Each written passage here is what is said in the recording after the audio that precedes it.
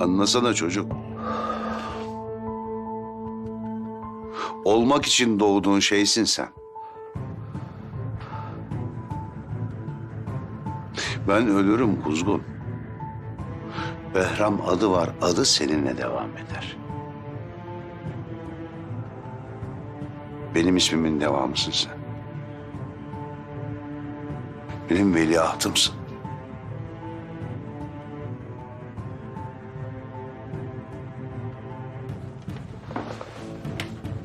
Ben senin veliahtın falan değilim. Ben senin canını almak isteyen adamım. Anladın mı? Sen benim babamı hapse atan o adamsın hala. Bir şeyin değiştiği falan yok. Sen benim babamın savaştığı her şeysin. Duyuyor musun beni? Sen benim düşmanımsın.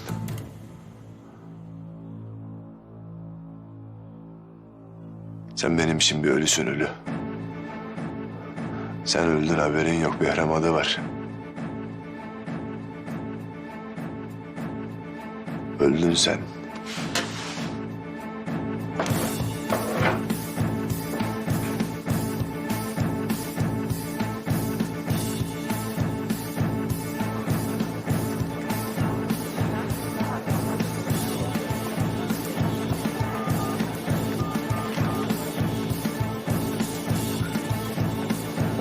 Anlaşmayı kabul ediyorum.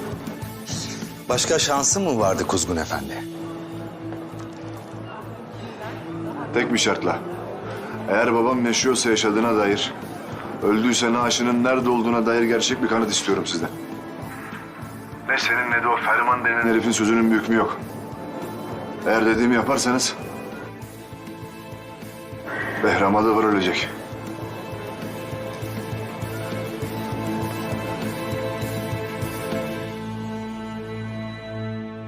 Rıfat Bey'in davası ile ilgili yaptığımız temiz başvurusuna yanıt fazla gecikmeden gelecektir.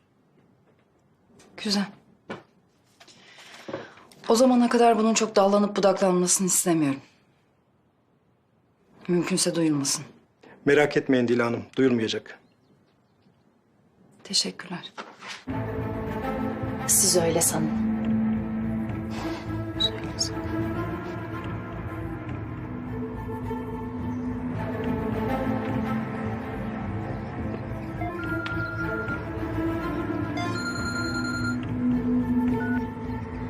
Kumru, iyi misin? Abi, pek değil. Bak bir haber aldım ben. Senin de olsun. Yoksa tabii. Dila babasının davasını temyize götürmeye çalışıyor. Onların bizim düşmanımız olduğunu unutma diye bir dürteyim dedim. Gözün açık olsun diye. Buyurun. Çok teşekkürler. Haberleşiriz. Hadi konuşuruz sonra. Sen de sakin ol.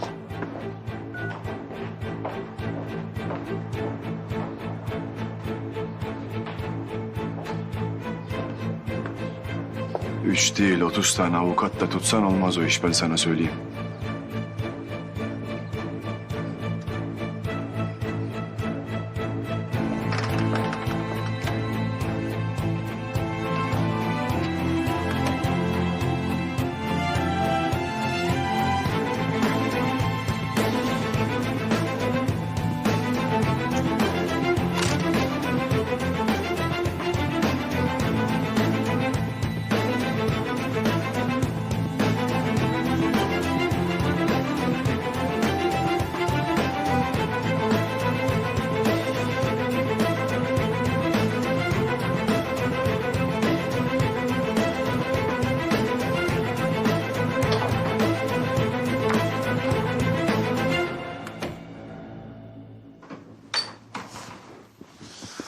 Boşuna uğraşıyorsun, boşuna. Baban girdiği o delikten çıkamayacak. Ben hayattayken o iş zor. Bunu seninle tartışmayacağım Kuzgun. Vallahi tartış ya da tartışma. Olay bu. Baban o hapisten çıkamayacak. Elindeki kanın, pisliğin, günahın hesabını verecek herkes gibi. Bunu belinde silah taşıyan biri mi söylüyor ya? Gerçekten. Herkesi indirip en tepeye çıkmak isteyen adam. Mesela Behram'ı. Herkes baksın kendi işine. Başka da bir lafım yok. Ben de öyle düşünmüştüm. Benim bir saat vardı, ne oldu? Ben yaptırdım onu. Nasıl? Yani ne ara yaptırdın, oldu mu? Yani tanıdığım bir saatçi vardı, ona gönderdim. O da tamir edip gönderdi. Olmuştur herhalde, bakmadım. Çekmeceye koymuştum.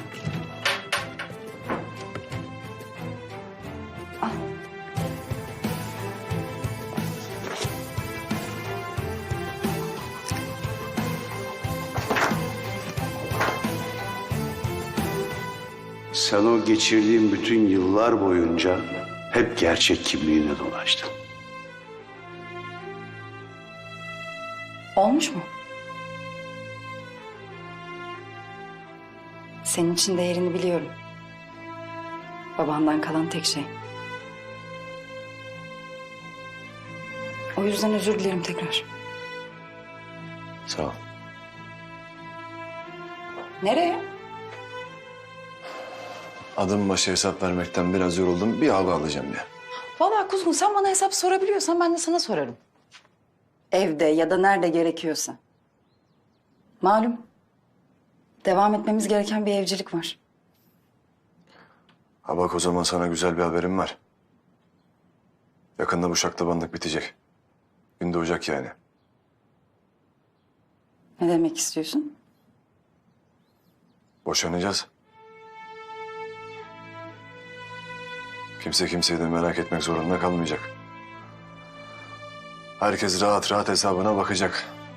Az kaldı az. Bir dakika. Behram? Behram ne olacak? Behram'ı mı buldun yoksa?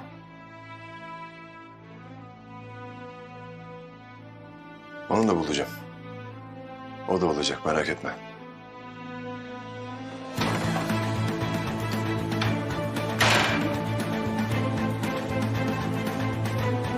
Ferman Bey, Kuzgun teklifinizi kabul etti.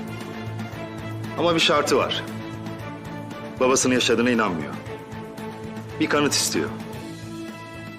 Kanıt gelirse Behram'ı öldürecek. İstediği delil bu akşam elinde olacak. Behram öldükten sonra sen de istediğini alacaksın. Ama senin de yapman gereken bir şey var. Kuzgun'u da sen öldüreceksin. Zevkle.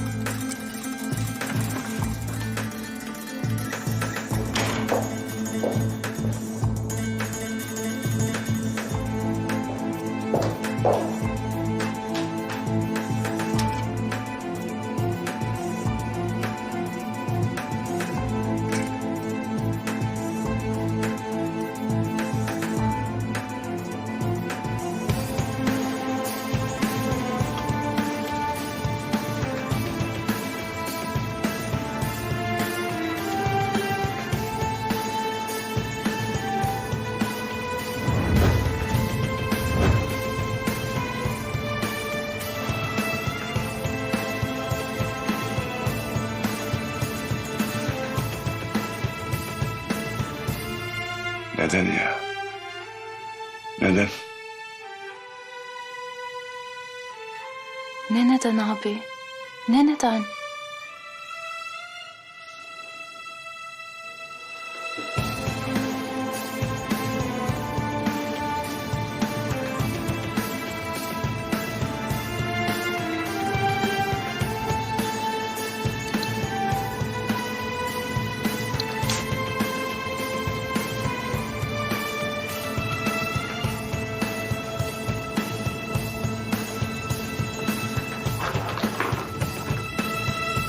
Kuzgun? Dila, ne oldu? 2 dakika beni göremeden yapamadın mı? Sana şey mi alsak ya? Bu bebek televizyonlarından var ya. Çocuğu uyurken de izliyorsun böyle telsizli falan.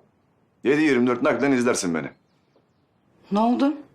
Yapamamışlar mı saati? Yo. Mis gibi takır takır çalışıyor. İyi. Sevindim. Tek hatırana kalıcı bir hasar vermek istemezdim. Neyin var? Neyin var? Maşallah karışık iddia gibisin. Böyle yankın ama ışık hızı. Dalga geçme.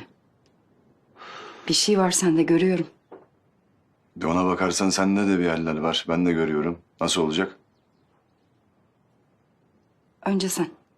Dila. Bak vallahi acayip uzun bir gün geçirdim. Böyle hemen kafayı vurup bir an önce öbür güne geçmenin peşindeyim. Üzülmüşsün belli. Gözlerinde görüyorum. Bir çökkünlük var gözlerinde, hayal kırıklığı var belli. Gözlerin ne gözlerin. Senin radarlar bozulmuş. Yorgunluktandır o. Değil. Bilirim ben. Çünkü bir tek gözlerin değişmemiş, biliyor musun? Çocukken de bütün duygunu gözlerinden okurdum. Şimdi de aynı. Ne tuhaf değil mi? Ne yaşamış olursan ol bir tek onlar değişmemiş.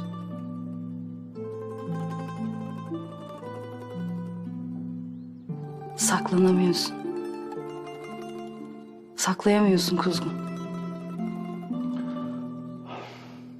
Deşme Dila. Deşme. Bir şey yok.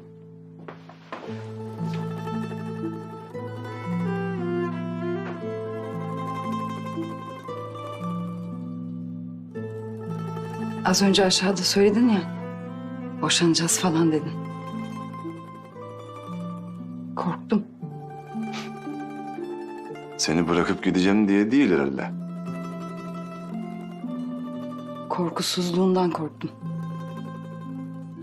Behram, niye artık korkutmuyor seni mesela? Bu adamın neler yapabildiğini ikimiz de gördük. Benden bir şey saklıyorsun. Ama bu ikimizle ilgili. Hatta belki de hepimizle ilgili, bilmiyorum. Ona izin vermem. Merak etme. Sadece merak etme. Başka bir şeye gerek yok.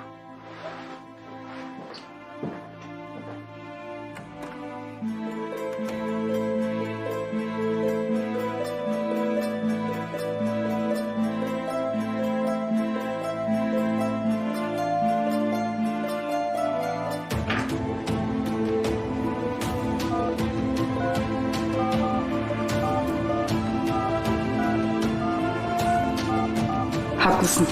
Kuzgun Behram'ın dedesi olduğunu biliyor.